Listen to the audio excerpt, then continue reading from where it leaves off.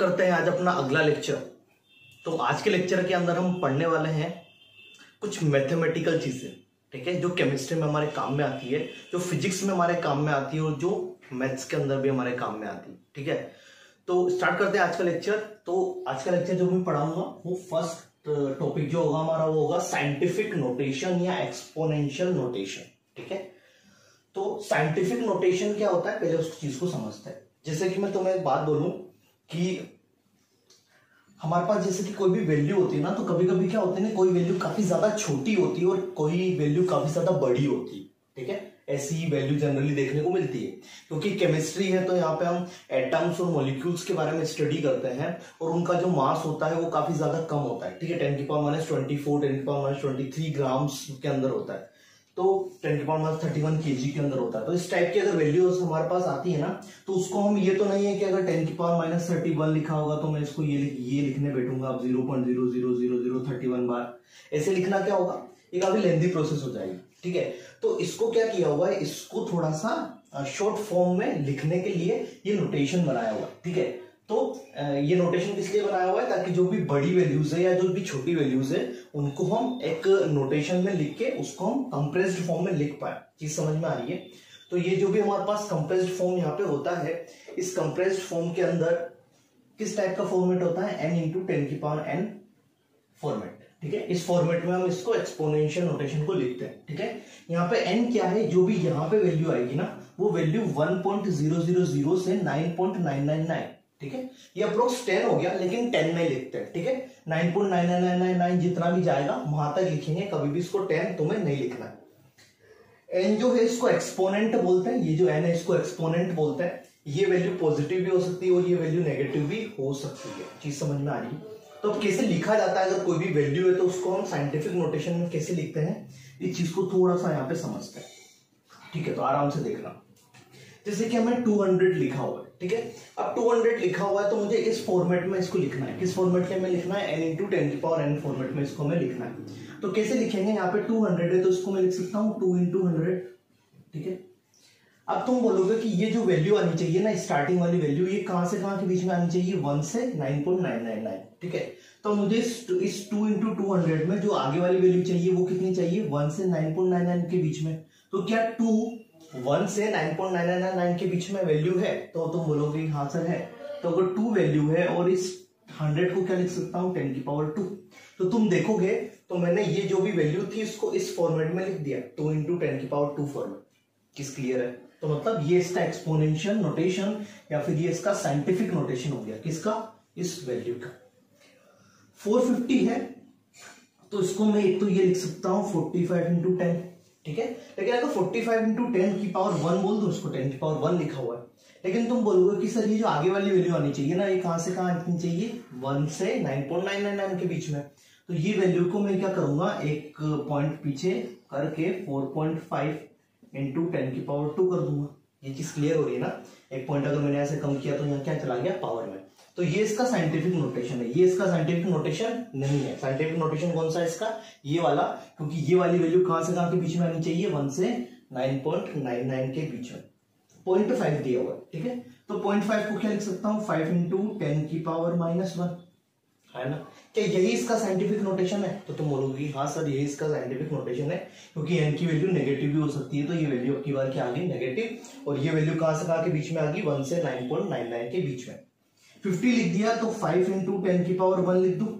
चीज क्लियर है? ये वैल्यू फिर से किसके बीच में आ गई, 1 से 9.999 के बीच में। 0.016 कर दिया। अब मुझे ये बताओ कि 0.016 को जो भी ये कैपिटल एन आना चाहिए, ये वैल्यू कहां से कहां के बीच में आनी चाहिए, 1 से 9.999 के बीच में। तो कैसे लिख सकता हूं, तो मैं पहले इसको लिख देता हूं, ये 1 2 3 है ना, तो 16×10⁻³ लिख सकता हूं। ये चीज तो छोटी सी क्लियर होगी तुम्हें। अब ये वैल्यू कितनी आ रही है, ये वैल्यू कितनी आ रही है, 16। तो क्या 1 से 9.999 के बीच में 16 आता है? तो तुम बोलोगे कि सर 16 तो नहीं आता है। तो मैं क्या करूंगा, एक शिफ्ट पीछे करूंगा उसको और 1.6×10⁻² लिख दूंगा। ये चीज क्लियर है? तो ये इसका साइंटिफिक नोटेशन हो जाएगा। ये कितना है, 1 2 3 4 5 है, 5 है, तो 2×10⁵ इसका क्या हो गया, साइंटिफिक नोटेशन हो गया। किस क्लियर हो रही है? इसमें देखोगे तो 1 2 3, तो यहाँ पे 232 लिखा हुआ है ना, लेकिन मुझे ये वैल्यू कितनी चाहिए, 1 से 9.3 है, तो मुझे 2.32 आ जाएगा। तो 2.32508 इंटू 10 की पावर 2, इसको मैं इस तरीके से लिख सकता हूँ ना। तो ये वैल्यू क्या हो जाएगी मेरा, इसका साइंटिफिक नोटेशन 138.42 लिखना है, तो क्या लिख सकता हूँ 1.3842 इंटू 10 की पावर 2, मैं इसको ये लिख दूंगा। तो ये इसका साइंटिफिक नोटेशन हो जाएगा। इसका साइंटिफिक नोटेशन निकालना है तो क्या होगा, 1 2 3 4 5 होगा ना, तो 1.3842 इंटू 10 टू दी पावर -5, तो ये क्या हो गया, इसका साइंटिफिक नोटेशन निकल के आ गया। चीज क्लियर है। आगे चलते हैं। ये तो हम साइंटिफिक नोटेशन कैसे लिखा जाता है आई थिंक तुम लोगों को समझ में आ गया होगा। आगे वाली वैल्यू होनी चाहिए 1 से 9.99 के बीच में, और जो n होना चाहिए वो एक्सपोनेंट बोलते हैं, जो पॉजिटिव या नेगेटिव कुछ भी हो सकता है। अब अगर हमारे पास ये साइंटिफिक नोटेशन वाली वैल्यू है, इनको अगर एडिशन करना है या सब्सट्रैक्शन करना है तो कैसे किया जाता है, अब उसके बारे में देखते हैं। ठीक है, तो क्या करते हैं, first the number are return. हम सबसे पहले क्या करेंगे, उन नंबर्स को कुछ इस तरीके से लिखेंगे that they have the same exponent. उनका एक्सपोनेंट मतलब ये n क्या हो जाना चाहिए, सेम। ठीक है, पहले उसको हम ऐसे लिखेंगे। तो देखते हैं कैसे लिखना है। जैसे कि लिखा हुआ है यहाँ पे 5.55 इंटू 10 की पावर 4 प्लस 6.95 इंटू 10 की पावर 3। ठीक है, इसका एक्सपोनेंट है 10 की पावर 4, इसका एक्सपोनेंट है 10 की पावर 3। तो मैं क्या करूंगा, इसका एक्सपोनेंट भी कितना बना दूंगा, 10 की पावर 4। तो कैसे बनाऊंगा, 5.55 इंटू 10 की पावर 4 प्लस इसका 10 की पावर 4 बनाना है तो एक पॉइंट पीछे चला जाएगा, तो ये हो जाएगा 0.695 इंटू 10 की पावर 4, है ना। अब इसको मैं क्या लिख दूंगा, इसको लिख दूंगा 10 की पावर 4 कॉमन ले लिया, 5.55 प्लस 0.695, ये हो जाएगा ना मेरे पास। और अगर ये वैल्यू हो जाएगी तो हमारे पास क्या वैल्यू निकल के आएगी, इसकी वैल्यू मैं तुम्हें बता देता हूं, 10 की पावर 4 इंटू ये वैल्यू आएगी मेरे पास 7.323। ठीक है, एक बार खुद भी चेक कर सकते हो, 7.323। ठीक है, और अगर तुम ये वैल्यू देखोगे ना तो ये कहां से कहां के बीच में आ रही है, ये वैल्यू भी हमारी 1 से 9.99 के बीच में आनी चाहिए, तो वो आ रही है, तो मतलब ये एक्सपोनेंशियल हमारा सही बना है। ठीक है, आगे चला जाए, सेकंड ट्राई किया जाए इसके बाद। चलो, लिखा हुआ है 5.93 इंटू 10 की पावर 5 प्लस 6.73 इंटू 10 की पावर 6। तो ये 10 की पावर 5 है, ये 10 की पावर 6 है, तो क्या किया जाए, इसको भी 10 की पावर 6 में कन्वर्ट कर दे, या फिर इसको किस में कन्वर्ट कर दे, 10 की पावर 5 में। तो इसको कर देते हैं 10 की पावर 6 में, तो ये क्या हो जाएगा 0.593 इंटू 10 की पावर 6 प्लस 6.73 इंटू 10 की पावर 6, है ना। अब 10 की पावर 6 कॉमन लिया तो क्या हो गया, 0.593 प्लस 6.73, यही तो हुआ। तो ये वैल्यू हमारे पास कितनी निकल के आ रही है, 6.73 प्लस 0.593। इसकी वैल्यू अगर मैं तुम लोगों को बताऊं,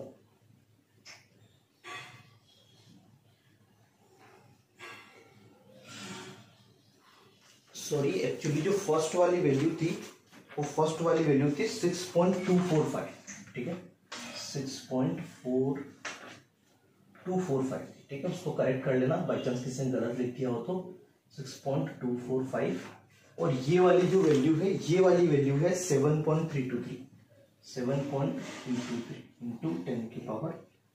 ठीक है, इसको करेक्ट कर लेना, वो गलती से मिस्टेक हो गया तो वहां पे उसको थोड़ा सा देख लेना तो आंसर आ जाएगा। ठीक है, तो कुछ इस तरीके से निकाल रहे हो। और ये वाली वैल्यू कहां से कहां के बीच में आ रही है, वापस 1 से 9.99 के बीच में आ रही है। ठीक है, आगे चला जाए, थर्ड क्वेश्चन की तरफ चेक करते हैं। तो हमारे पास ये निकल के आ रहा है कुछ, इसका आंसर निकालने की कोशिश करते हैं। 3.5 इंटू 10 की पावर -2 माइनस 5.8 इंटू 10 की पावर -3। ठीक है, ये कुछ इस तरीके से लिखा हूं। अब इसको क्या कर सकते हैं, हम इसको लिख सकते हैं 3.5 इंटू 10 की पावर -2। तो इसको भी 10 की पावर या तो -2 में कन्वर्ट कर दो, या फिर इसको 10 की पावर -3 में कन्वर्ट कर दो, दोनों चीजें। लेकिन हम क्या करेंगे, इंटू 10 की पावर -3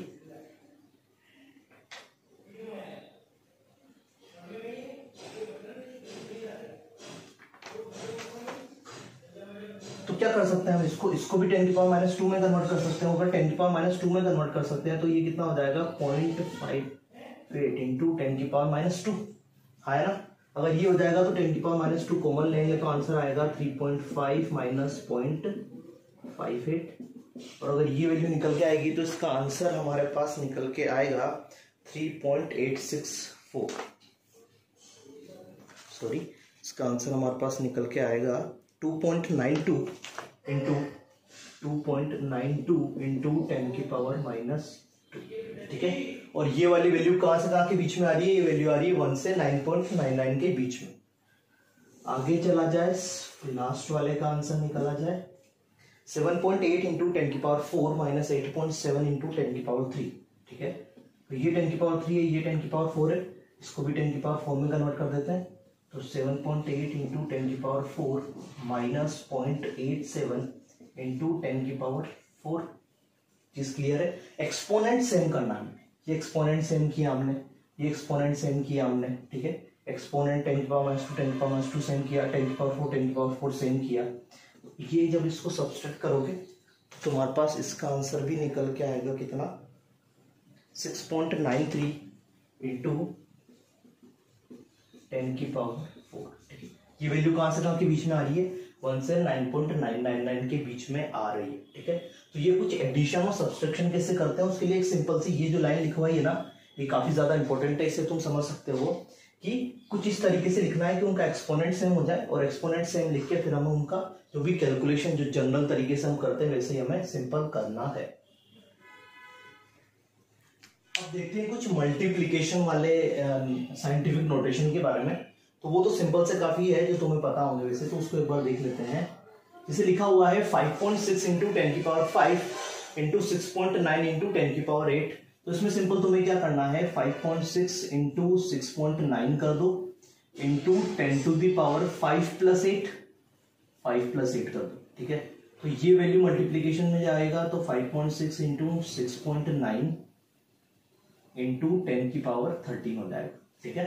इसका मल्टीप्लीकेशन क्या होगा? इसकी वैल्यू आएगी 3.864। 5.6 इंटू 6.9 तो ये आएगा 38.64। ये आएगा तुम्हारे पास 38.64 इंटू 10⁻13। लेकिन ये तुम्हारा साइंटिफिक नोटेशन में नहीं लिखा हुआ है, क्योंकि ये वाली वैल्यू होनी चाहिए 1 से 9 के बीच में, 9.99 के बीच में। तो ये हो जाएगा 3.864 इंटू 10⁻14। ये तुम्हारा एग्जैक्ट आंसर निकल के यहाँ पे आ जाएगा, ठीक है। सेकंड वाला करते हैं, लिखा हुआ है 9.8 इंटू 10⁻² इंटू 2.5 इंटू 10⁻6। तो ये हो जाएगा 9.8 इंटू 2.5 इंटू 10⁻⁻2 आया ना।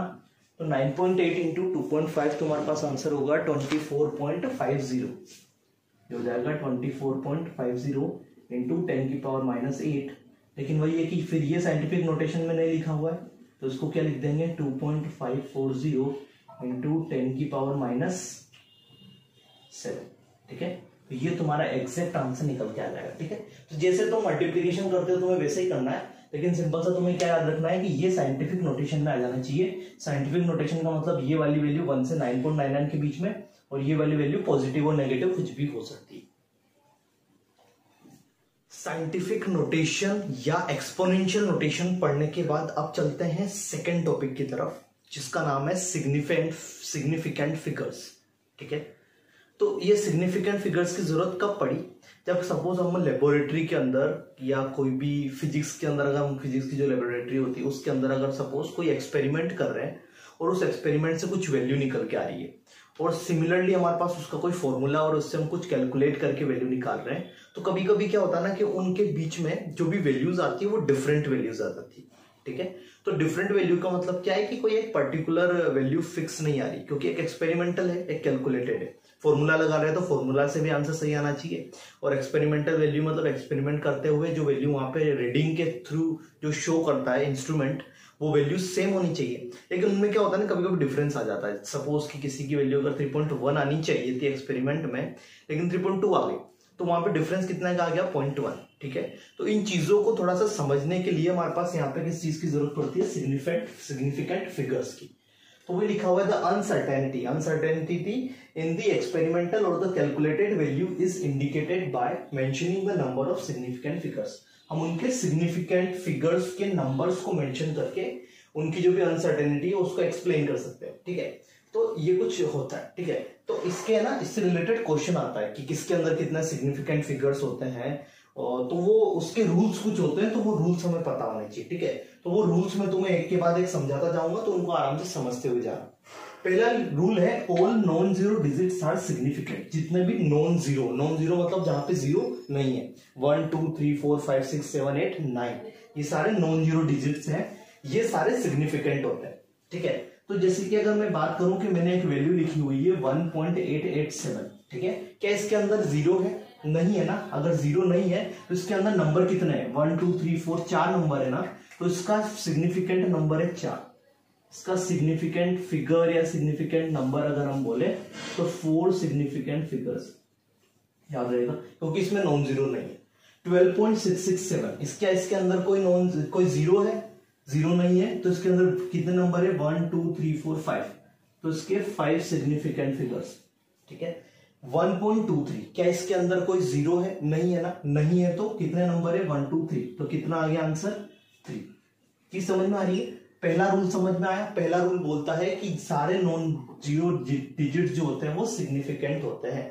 मतलब यहाँ पे तो जीरो है ही नहीं ना, तो जीरो नहीं है तो जितने भी नंबर है बस उनको गिन लो, वही तुम्हारा सिग्निफिकेंट फिगर्स के बराबर हो जाएगा, ठीक है। इस डेसिमल वाले पॉइंट से पहले वाला भी गिनना है, इसके बाद वाला भी गिनना है, सारे सिग्निफिकेंट फिगर के अंदर काउंट किए जाते हैं, याद रहेगा। फर्स्ट रूल सिंपल सा रूल है, चीज याद रहेगी। सेकंड है नंबर ग्रेटर देन 1। सपोज अगर कभी कोई नंबर ग्रेटर देन 1 हो गया तो all the zeros to the right of the decimal point are significant, ठीक है।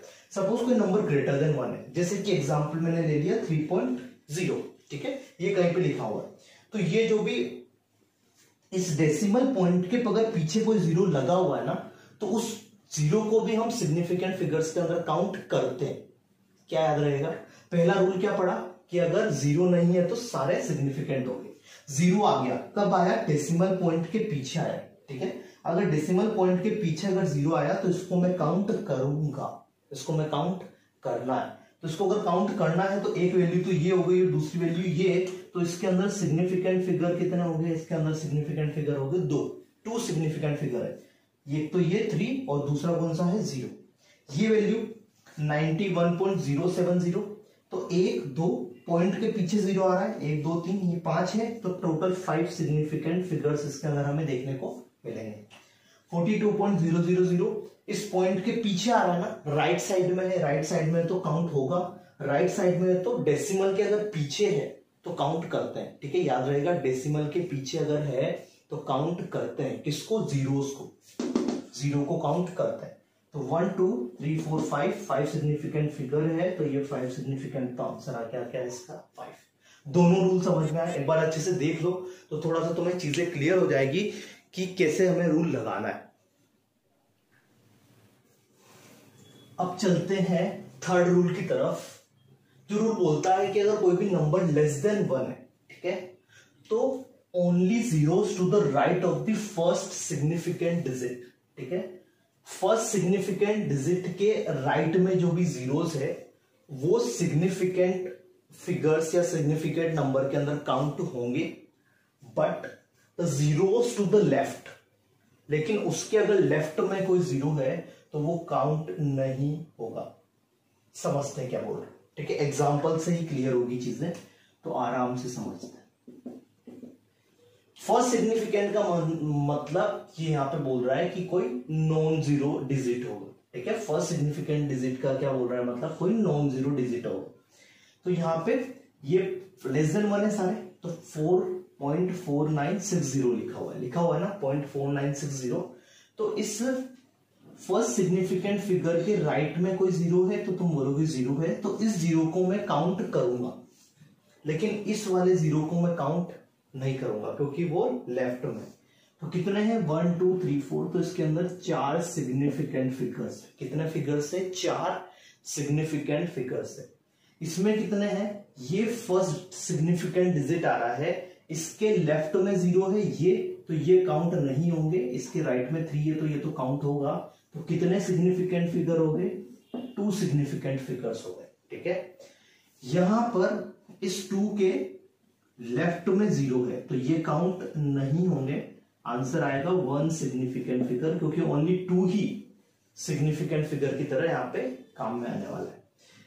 0.030 लिखा हुआ है तो ये 3 के राइट में जो आ रहा है ये काउंट होगा, लेकिन ये काउंट नहीं होंगे।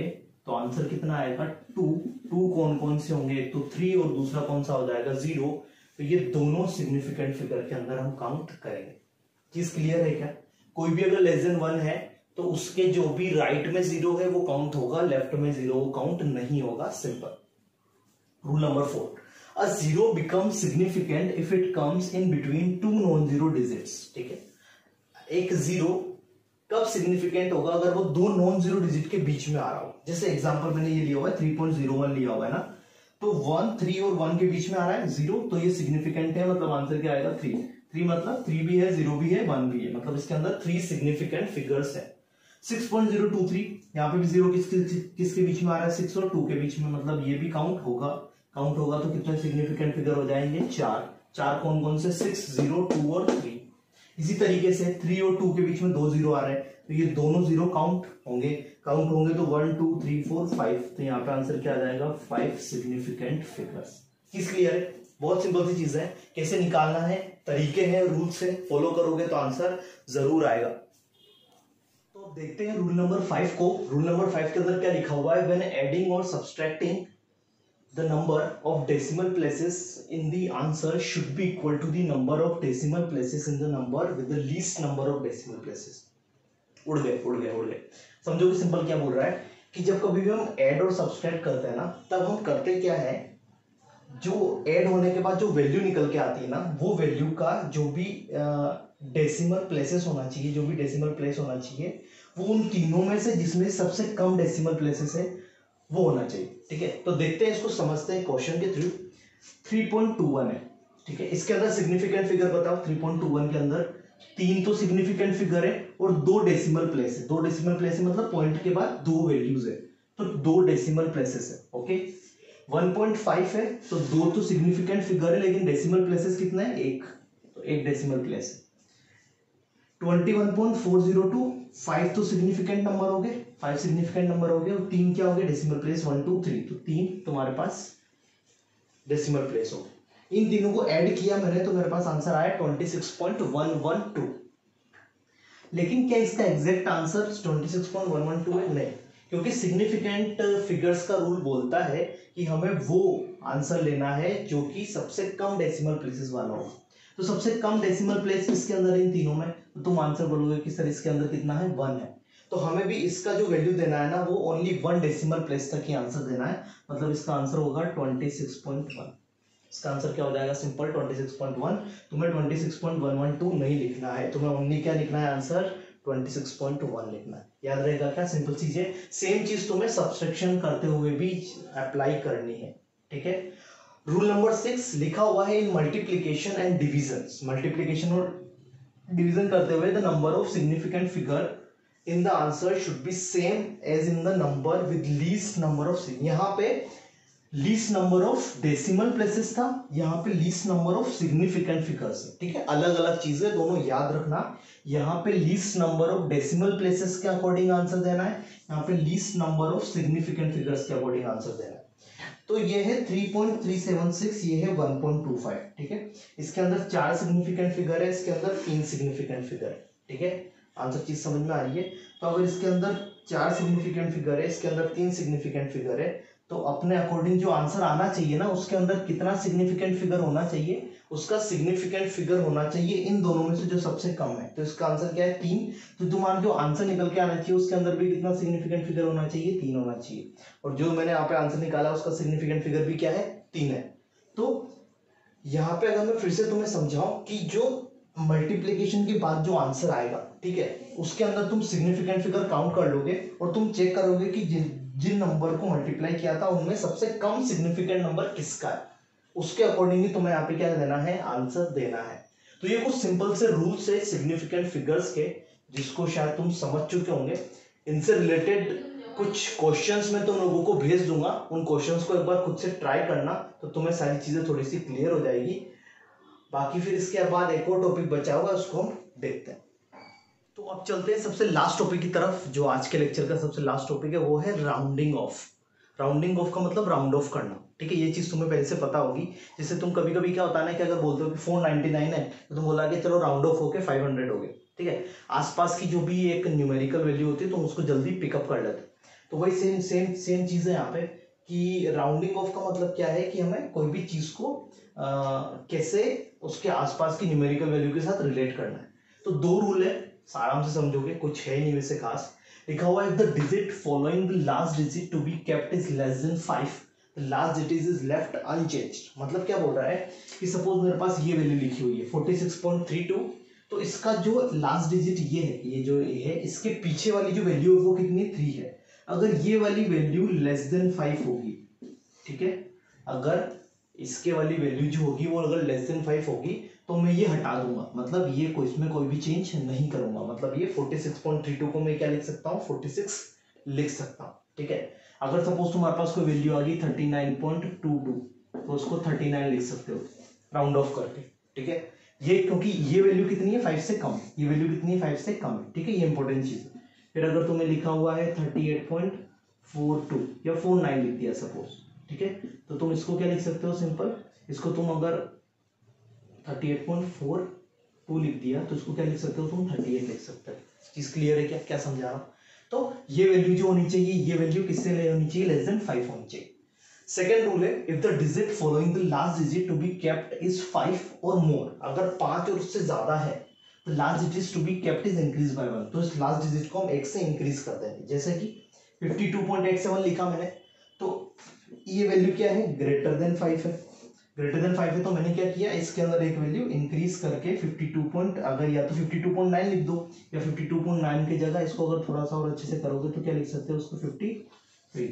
जैसे कि अगर मैं बात करूं, एक और चीज तुम यहाँ पे समझ सकते हो कि ये जो 7 है, सबसे पहले हम इसको चेक करेंगे। तो 7 को चेक किया तो क्या ये ग्रेटर देन 5 है, तो तुम बोलोगे कि हाँ ये ग्रेटर देन 5 है। तो ये वाली वैल्यू कितनी हो जाएगी, ये वाली वैल्यू हो जाएगी 1 से इंक्रीज, ये वैल्यू कितनी 1 से क्या हो जाएगी, इंक्रीज। तो हमेशा तुम्हें लास्ट डिजिट को देखना है, ठीक है। सपोज अगर तुम यहाँ पे भी डिजिट को देखोगे तो लास्ट डिजिट को देख के फिर अगर इसमें वापस से राउंडिंग ऑफ करोगे तो तुम्हारे पास 46 आ जाएगा, ठीक है। एक बार इसको फिर से समझो, शायद तुम्हें कंफ्यूजन हो जाए। 46.32 लिखा हुआ है, ठीक है। सबसे पहले इस डिजिट को देखो, क्या 5 से कम है, 5 से कम है तो क्या कोई चेंज होगा, तो तुम बोलोगे सर वो भी चेंज नहीं होगा, तो हटा दिए। फिर इस वैल्यू को देखो, क्या ये भी वैल्यू क्या 5 से कम है, हाँ, तो क्या कोई चेंज होगा, नहीं होगा, तो इसको भी हटा दिया। इसी वजह से आंसर क्या आ रहा है हमारे पास 46। लेकिन यहाँ पे क्या हो रहा है, यहाँ पे ये वैल्यू अगर देखोगे तो क्या है, ग्रेटर देन 5 है, तो यहाँ पे क्या होगा, ये वाली वैल्यू 1 से इंक्रीज हो जाएगी तो 52.9 हो जाएगा। फिर अगर इसमें भी तुम राउंडिंग ऑफ करना चाहते हो तो 52.9 अगर आया है तो उसको क्या लिख सकते हो, राउंड ऑफ करके 53 लिख सकते हैं, ठीक है। तो राउंड ऑफ कैसे करते हैं उसके कुछ दो रूल है कि अगर पीछे वाली जो वैल्यू है वो अगर 5 से छोटी है तो कोई चेंज नहीं करना है, और अगर 5 से बड़ी है तो 1 पॉइंट इंक्रीज कर दोगे तो तुम्हारे पास आंसर निकल के आ जाएगा, ठीक है। तो आई थिंक आज का जो भी लेक्चर था वो तुम लोगों को समझ में आया होगा, ठीक है। इससे कुछ रिलेटेड क्वेश्चंस मैं तुम्हें भेज दूंगा, तो तुम उसको एक बार ट्राई करना ताकि तुम्हें कुछ सिग्निफिकेंट फिगर्स के अंदर कुछ चीजें और एक्स्ट्रा क्लियर हो जाएगी, ठीक है। तो मिलते हैं बाकी अगले लेक्चर के अंदर कुछ नई चीजों के साथ, तब तक के लिए मेरी तरफ से